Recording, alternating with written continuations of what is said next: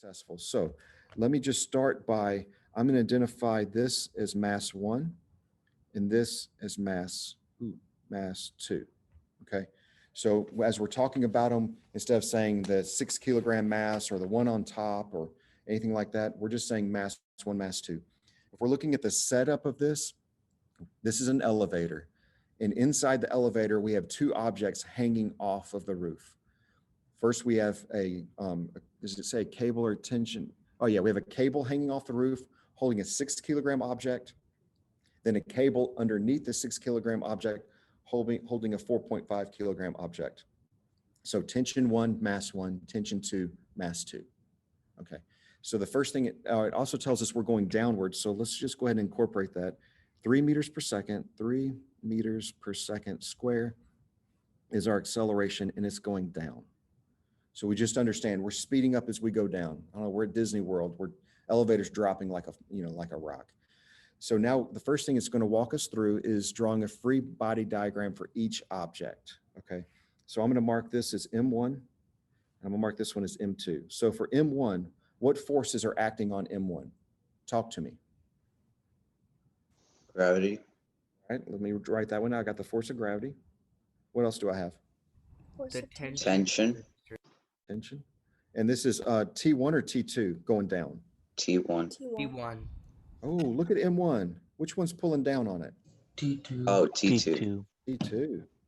Now for force of gravity, I'm going to write what force of gravity is here. I'm going to put this as M1G. Okay. Now going up, what forces do we have acting on it going upwards? T1. T1. 1.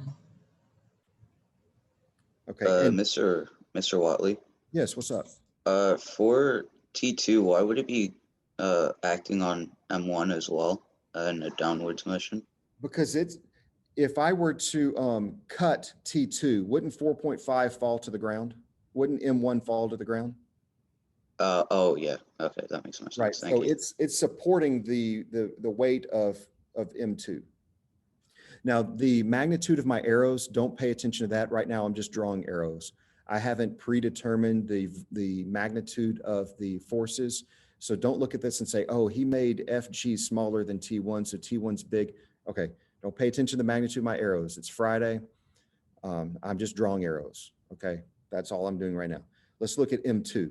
Okay, what forces are acting on M2? Talk Gravity. to me. Force of gravity. Yep, I got gravity going down. And so since I've got two FGs, I'm wanting to kind of identify what the FG is so we don't get confused, because FG on M2 is different than FG on M1. So what would I call M2G. M2G. Right, exactly right, M2G. So this is M2G, because we know that force of gravity is mass times gravity. In this case, it's the mass of M2 instead of M1. We're just trying to differentiate so we keep things straight. All right, and then you said there was also, what other force acting on this? T2. Tension. Or I think we got- T1 as well. So on M2, all we have is T2 going up and M2G going down. On M1, we have T1 going up and we have FG going down and T2 going down. Do we agree on that? We should, because it's right, but I want to make sure that we kind of see that. If we look at this, go ahead. Why wouldn't it be T1 on M2 as well? Because T1 doesn't touch, T1 does not touch M2. Okay. It's a good question. It's a good question. For mass 1, Mr. Watley, would or M2's weight also or mass affect M1's because of the tension? Right. So the mass of M2 could affect it, but it would be realized through T2. Oh, okay. Thank you. Absolutely. So we can we can solve for T2 looking at M2, and then we'll apply that same value. So this T2 is this T2. They're equal to each other because it's the same cable, right? So since the same cable, it's the same tension, it's the same value for the force. That's why we had to differentiate between the two FGs, because I didn't want to label them both FG and then say, well, they must be equal because they're both the same name. That's why we differentiated and said, this is M1G, this is M2G, but it's still the force of gravity. Okay. So Thank you.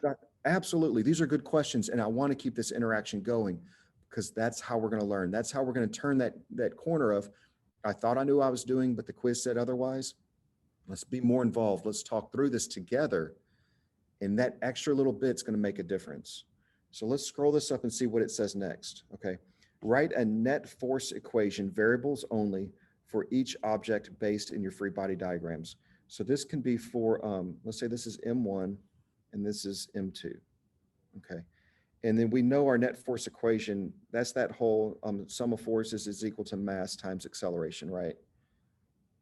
So if we know that it's accelerating downward, I prefer to use the downward forces. Let's add those up and subtract the upward forces. Okay.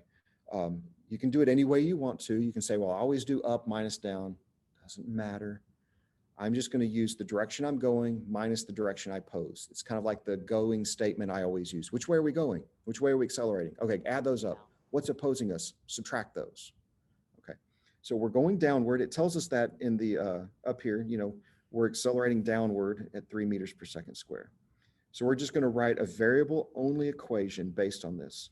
So my net force, I would say, is M1G plus T2 minus, was it T1? Yep, T1 is equal to M1 times A.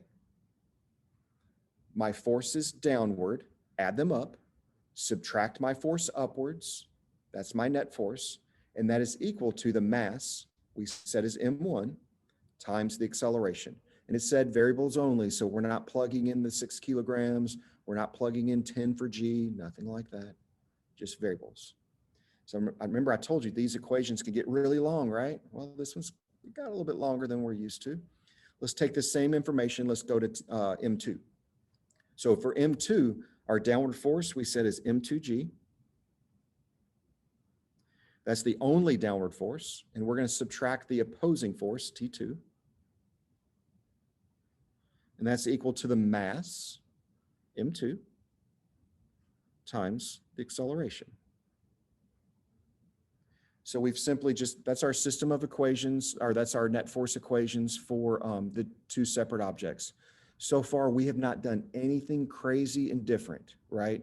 So even though the picture looks different than something we've done before, we can break this apart into its components based on what we already know.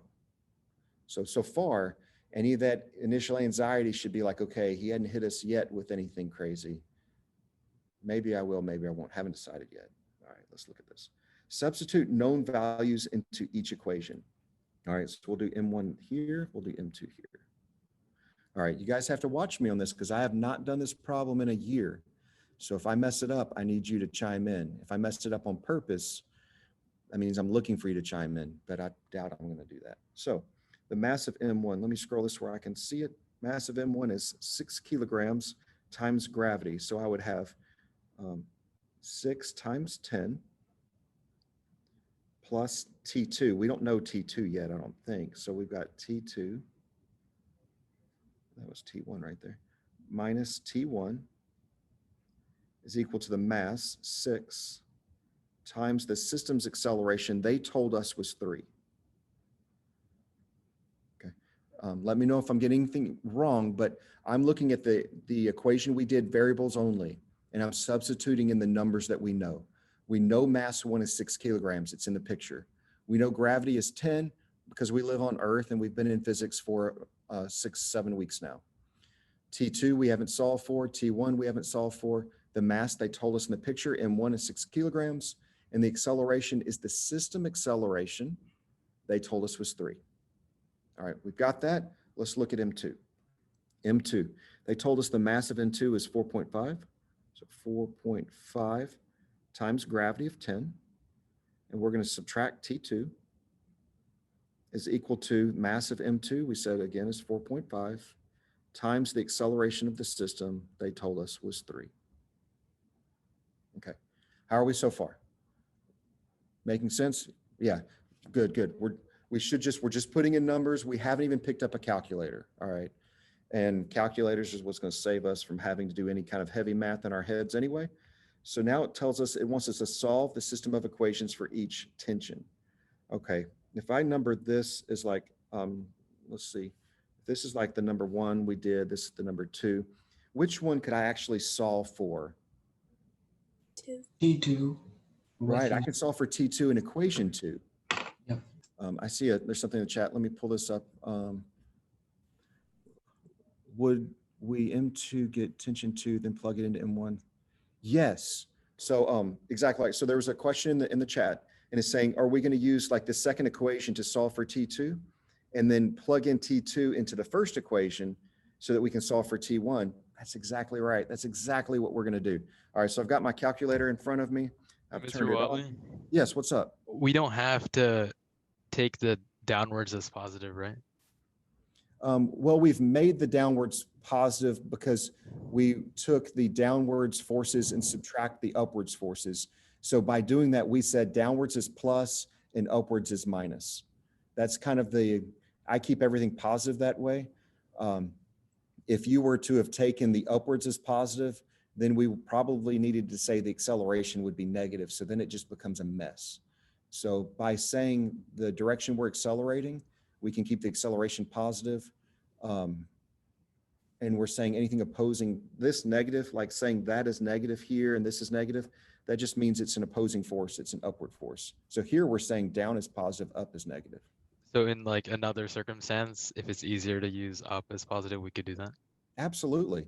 Because negative and positive is just a shortcut for saying up, down, left, right, north, south, east, west. And for every problem, you get to choose what is what. So in this problem, I said we're moving down, so down's positive.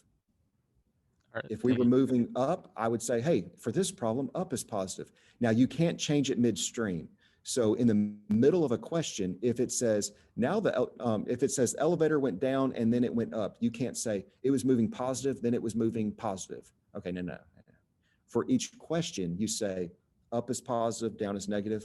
Then number two, you can say it's a new circumstance. Now I'm going to change my directions. Does that make sense, or did I just confuse the crap out of it? Yeah, so you just have to make sure you're consistent with what you call Yes. positive and negative. Throughout that singular question, you just stay consistent from that point forward. Absolutely. So just for clarification, Go net for it. force is the bigger force minus the smaller force, right? That's the way I do it. Absolutely. Okay. That way I say the direction I'm accelerating minus everything that's opposing me. And it keeps it positive. If you look through your physics facts when you get a chance, it even says that. It says, no negative forces. So use your bigger force, the side with the biggest forces, and subtract what's opposing it. That way your forces stay positive because you don't really have a negative force. If you solve and you get a negative value, that just means it's moving in the opposite direction than what you were first looking at. Because positive and negatives in physics is just an indication of direction. And if I say that way's left and you're looking at my arm, you're like, no, he's pointing to the right. Well, it's my left, you're right. So it's all about perspective. So I can frame it in whatever perspective I want. And I want to keep things more positive. And I know at this point, the elevator's accelerating downward. So I'm going to call downward positive.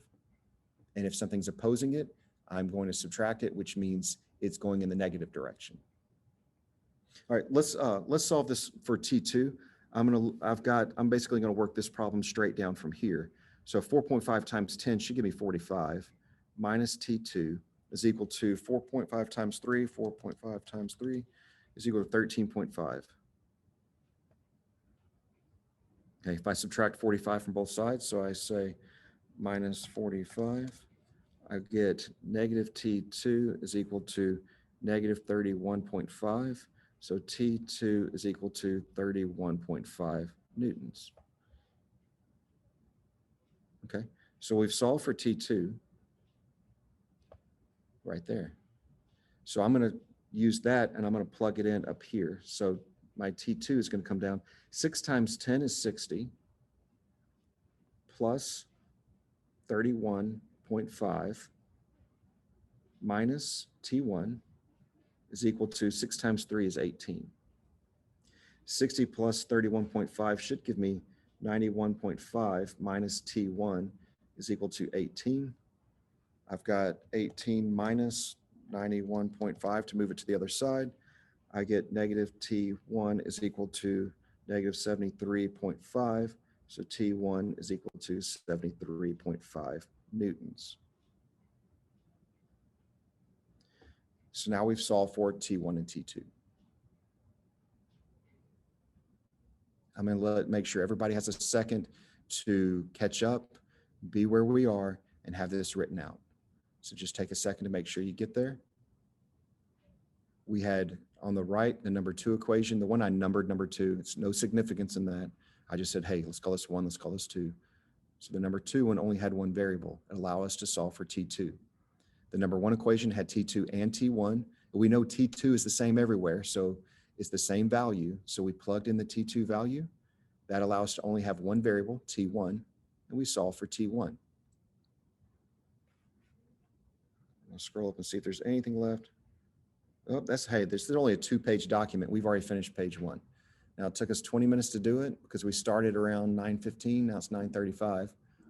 Let's take a look. And are we okay with this problem? All right. I don't see anything in the chat. And I see some thumbs ups. And I'm not hearing anybody. What direction would T2 be? Let's scroll up and look at the picture. T2 moves in 2 directions. T2 is pulling up on this box and is pulling down on that box. With the same amount of force in each direction? Yeah, because it's one cable. It's one cable. It's pulling, it only has one tension through that cable. All right. The only way to have different tensions is to cut the cable. So T1 and T2 are different values because they're not connected. But if T2 is a solid cable, and it is, there can only be one value for it. Now, how does it affect the M2? It's pulling up on M2. How does it affect M1? It's pulling down on M1. And we know that because if we look at our free body diagrams, look at M1, T2's pulling down on it. Look at M2, T2's pulling up on it. But it's doing it at a force of 31.5 newtons. I'm glad you're asking that question because it is a confusing aspect. You're like, how does it do that? You know, we've got to start with the free body diagrams. We all agreed that that's what the free body diagrams look like. And before today, we've said before that if it's a solid rope, cable, string, there can only be one tension running through it. And in order to solve for it, we were kind of cutting that cable, and that's what we did up here, right? We sort of imaginarily cut through here, and we made one free body diagram, and we made a second free body diagram. And then we solved for it. All right, let's look at page 2. I don't want to go terribly much further, but I want to at least get us started on it. It's an important problem, and it shows up in the work for over the weekend that's due on Tuesday. In those 3 FRQs, there's at least one similar to it. So I want you to get the exposure, and I want you thinking about this and kind of understanding all of this. All right, so we have a child pulling a toy train behind him with a force of 30 newtons. So we've got a force applied going this way. So we've got that 30 newtons. The mass of each car is shown in the diagram, and the coefficient of kinetic friction between the train and the floor is 0.2. So that's a bit of information. And I'm going to write it to the side so I don't lose it. My force applied is equal to 30 newtons, and then the coefficient of kinetic friction is equal to 0.2. We want to determine the acceleration of the train and the tension. So they want us to get acceleration and the tension in each string. The tension is a question mark. Okay. So with the tension in each string, we need to label all of this. So if we call this M1, this can be T1. This can be M2. That can be T2. So that makes what? M3? And then we have the force applied here. And the force applied would be we can just call it the force applied because we already know what that is. So if we called it T3, it's the same as the force applied. So we're just gonna call that the force applied. So now we've kind of labeled it, allowing us to then create 3 free body diagrams. And yes, it's making you do it each time. Why? Because it's telling, see, there will be FRQs on the test, right? Yes, there are gonna be FRQs on the test. 2, dose. Unless somebody makes a change right now, there are 2 free, FRQs on the test. So is this applied for M1 and 2 as well? You cut out. Can you ask me one more time?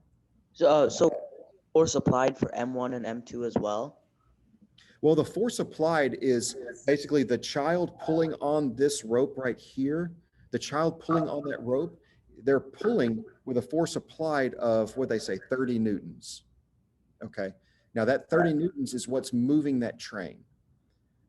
Now, if we look at just M1, why is M1 moving? Because T1 is pulling it. M2 has T2 pulling it, but it has T1 pulling against it and friction pulling against it. M3 has a force applied towards it, friction opposing it, and T2 opposing it. But we're going to do the free body diagrams right now. And the reason we do that, what does MK stand for? There's not an MK, there's an M1, M2, M3. When you wrote 0.2, where did I write 0.2? Oh, I see. That's coefficient friction for kinetic. So this is the coefficient, and then that's for kinetic. So I'm sorry, that should look like a Greek mu. Remember the coefficient of friction? And I just wrote that it's a K, and I got that from the problem. So look at the top left corner of the screen where I circled the 0.2. That's where that's coming from. Mr. Watt, Yeah, what's up? so why isn't there T3? The force applied would essentially be where the T3 is, but they've already told me the force applied is 30. So 30. So I already know what that is. And I'm just going to call it a force applied. You could call it T3 and say T3 is equal to 30. I just try to simplify it and say they called it a force applied, so I'm going to call it a force applied. Gotcha. But essentially it is a tension, but we already know the value of it. Mhm. Let's create our free body diagrams. It forces us to do it, but it forces us to do it because it's training us.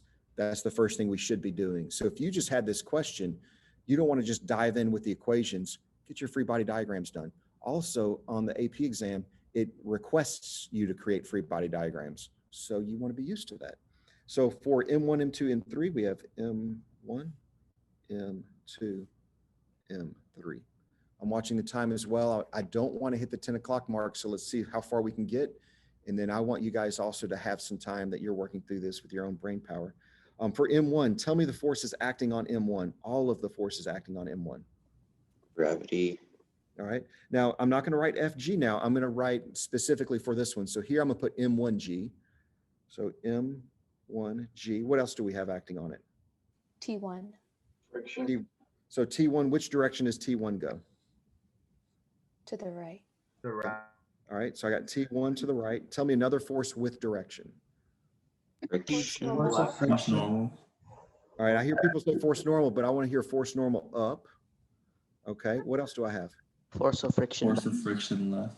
Force of friction left. All right, perfect. And again, the magnitudes of these arrows, they should reflect magnitude of the forces, but we don't know them right now. If you were turning in a test at the AP exam, you'd go back to your free body diagram and maybe adjust the arrow size so that it did match the magnitude of the forces, meaning if one was twice as big as the other, the arrow should be twice as long. Right now, we're just trying to lay this out so it's understandable to us. So we have force of friction left, normal up, M1G down, T1 to the right. What about M2? Give me M2. Same MTG. forces.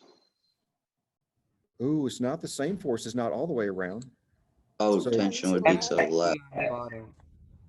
All right, so tell me the forces going up. What do I have going up? Force normal. Force normal. Perfect. What do I have going down? MTG. M2G. What do I have going to the right? T2. D2. What do I have going to the left? T1. And force of friction. Yeah, see, she got in there loud and proud over you guys. She's like, and force of friction. All right, I like it. Great job. So we can see M2 and M1 very different on their forces. And I need to make sure I put this 2 in there because I skipped that. Does everything look good? I think it does. Just tell me if I made a mistake somewhere. Okay, let's go to M3. What do we have going down? M3G. M3G. What do we have going up? Force normal. Force normal. What do we have going to the right? Force applied. Force applied. Applied. What do we have going to the left? Force of friction. Tension. Yep, T2 and friction force. Said a little bit less boldly this time, but I liked it when it was nice and bold, so it was cool. All right, write the net force equations variable only for each object based in your free body diagrams. This time they didn't give us cute little boxes, so shame on them. Let's just try to keep them right underneath the free body diagram so we keep it organized. For each, so we're not going to do a net force equation for the vertical because it's balanced. It's not accelerating vertically. It's not shooting to the sky or rocketing into the ground. So let's not do anything silly. It's all horizontal. So when we're doing our net force equation, we know net force equation is the sum of forces is equal to mass times acceleration. Our very first one, all right, this system is moving to the right, correct? If it's moving to the right, I want to take my rightward force and subtract my leftward force. So in this case, I'm going to say it's T for the first one. I'll call that T1 minus force of friction is equal to the mass M1 times the acceleration of the system A. We okay with that? Pretty straightforward, nothing crazy. Let's look at the second one. And let's see if I'm going to put a dividing line just so we don't get mixed up. I don't want anybody to glance up and then think it's like one continuous equation. So that line is just for interpretation on the screen for anybody that's kind of looking up and down from the paper. Okay, nothing weird. For M2, going to the right, I have T2. And I want to subtract everything that opposes it. So I'm going to subtract, and I'm going to do it in parentheses. I prefer to do parentheses and say T1 plus force of friction. I'm going to sum up the things that are opposing it and subtract it as a group. You could write this minus T1 minus force friction. I choose to say, take everything that I have going for me, subtract everything I have going against me. And so it's easier for me to kind of consolidate it in that fashion. And I would say it's equal to mass to gravity. Oh, that's wrong. I'm not thinking, right? Mass 2 times acceleration. Or you could write it as T2 minus T1 minus force of friction is equal to mass 2 times acceleration.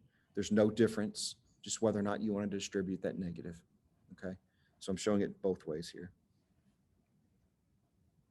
The third equation, I'm going to have force applied minus T2 in force of friction is equal to mass of 3 times acceleration. Or you could write it force applied minus T2 minus force of friction is equal to mass of 3 times acceleration. Right. Don't write both of those. I'm just showing whichever way you prefer, write it that way. Still watching the time. Which direction, horizontal, vertical, is relevant to this toy train's acceleration? I feel like that question should have come before the net force because we talked about that before we wrote our net forces. But obviously the horizontal, it's being drug horizontally. You know, they're not dangling it off the side of the building, nothing like that, nothing weird. Mr. Watley, What's up? if he was to like yank the train or whatever, how would that affect like the problem? Like if he yanked in, they went up in the air for like a couple of seconds and fell down. Wow. And so if it would affect the, if he's pulling just upwards, well, that'd be a very interesting question because it depends on how far up did he pull. Did he pull up enough so that the entire train could be vertical or just the first car? Because if it's just the first car, then we would only be looking at the force applied going up on on M3, and M2 and M1 wouldn't be pulled up because he hasn't pulled up enough for them to go up. You know, what is also an interesting question, if we want to do a what if real quick, what if he was pulling upwards at 30 newtons at like some angle of, let's say 20 degrees? Then we'd have to use SOHCAHTOA to figure out, okay, he's got an upwards force and a horizontal force. And then we'd have to start making adjustments to our calculations. Now, I mentioned that because do you think we're going to move in that direction? Yes, after the test, not before the test, not on the test. But when we get into 2D forces, it's going to be something like that. But for today, let's scratch it out because today's Friday. Everything is awesome and works on a Friday. That's neither awesome nor would it work today because we're not doing that. I like where you're thinking though, because you know what direction we're going. We're like, hey, this seems too simple. He's just pulling it horizontally. Kids don't do that. They yank on stuff and all that. All right, let's substitute our knowns into this. And I might have to scroll up and down to kind of get things. but I'm going to do my best to kind of keep it as understandable as possible. We don't know T1, so let's call this like number 1, number 2, number 3, just to keep things organized. I want to be able to reference back and forth. So number 1, all right, light went off. Hang on real quick. Let me get the light back on. All right. So we don't know T1, so we're just going to say T1. Now, could we figure out force of friction? We sort of could, couldn't we? M1 is 1 kilogram, so gravity would be 10, normal would be 10. They told us the coefficient of friction is 0.2, so 10 times 0.2 would be 2, right?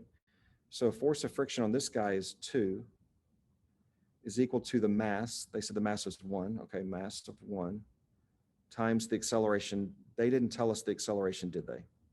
Nope, times acceleration. Okay, so we have tension minus 2, because we said the force of friction is 2, is equal to the mass of 1 times system acceleration. Okay, then number 2. Let's see what we have here.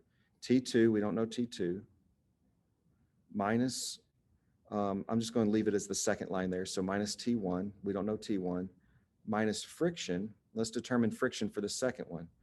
It's 2 kilograms. So force of gravity would give us, M2G would be 20. Normal is balanced with it, which is 20. 20 times 0.2, so 20 times 0.2 should be like 4, right? Yep, 4. So minus 4 is equal to the mass. The mass was 2, wasn't it? Yep, minus 2. Sorry, is equal to 2 times acceleration. So T2 minus T1 minus 4 is equal to mass times acceleration. And then for the third equation, we have force applied. They told us the force applied. What was that? 30. Okay. We have 30 minus T2 minus the force of friction. Okay, we got to calculate that one. Force of friction is, we've got a mass of 3, so gravity would be 30, normal would be 30, 30 times the coefficient of 0.2, so 30 times 0.2 will give us 6. So we're going to subtract 6 is equal to the mass. Mass was 3, wasn't it? I don't want to mess that up. Mass was 3, yes. Mass of 3 times the system acceleration. Okay, now each one of these has 2 or 3 variables that are unknown, right? So we've got to do something to solve for the one of these variables. Do we substitute them into one another? Say that, say again? Substitute them into one another, like solve for T1. So T1 would equal A plus 2, and then plug that into the equation for number 2, and then get T2 through that, and then plug that into number 3, since number 3 only has T2, and then solve for A.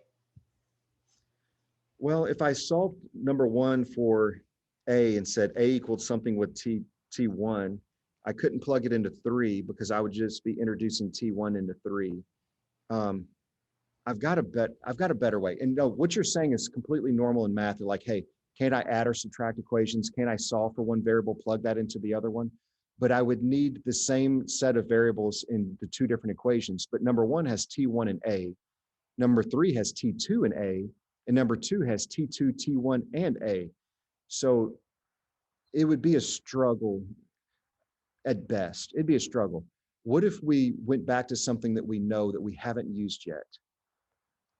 What if we went to our big freaking object?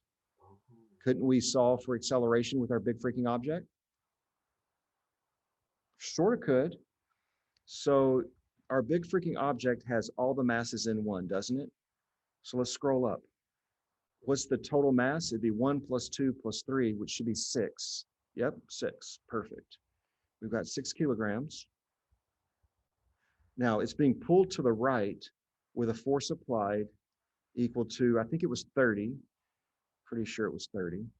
Now, the force of gravity down on this would be Fg would equal 60. The force normal would equal 60. They told us the coefficient of friction was 0.2, right? And if normal is 60 times 0.2, that gives me a 12 force of friction equal to 12. Okay, now if I said my sum of forces is equal to mass times acceleration, I would have 30 minus 12 is equal to 6 times A, which would give me 18 is equal to 6 times A, which would be 3 is equal to A. I know A now. My acceleration is equal to 3 meters per second squared going to the right. So the original question way at the top, if we can remember the original question, determine acceleration, we just did that. We did a lot of work to get there, or we've done a lot of work in between to build up to it, but we used our big freaking object and we got acceleration. Now that we have acceleration, can't we look at equation 1 and solve for T1? We can, right? So if we go back to equation 1, we would say that T1 minus 2 is equal to 1 times 3, right? Because I'm going to plug in 3 for acceleration. So that means T1 minus 2 is equal to 3. T1 is equal to 5 newtons.